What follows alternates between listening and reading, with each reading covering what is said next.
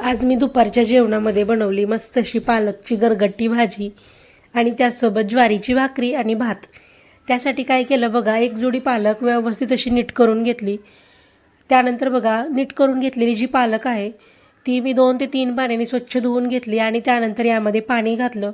त्याचसोबत अर्धी वाटी तूर डाळ आणि अर्धी वाटी शेंगदाणे घालून पालक मी 5 मिनिटासाठी छान शिजवून घेतली.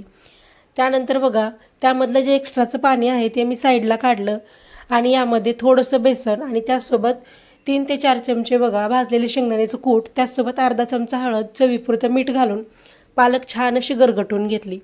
त्यानंतर आपण जे एक्स्ट्राचं पाणी काढलं होतं त्या पाण्यामध्ये गरगटून घेतलेली पालक घातली आणि फोडणी देण्यासाठी बघा गॅस कढईमध्ये तेल टाकलं, थोडेसे जिरे मोहरी टाकली, त्यासोबत कढीपत्ता घातला आणि 5-7 हिरव्या मिरच्या आणि 5-7 लसणाच्या पाकळ्याचं वाटण करून घेतलं होतं ते वाटण घातलं.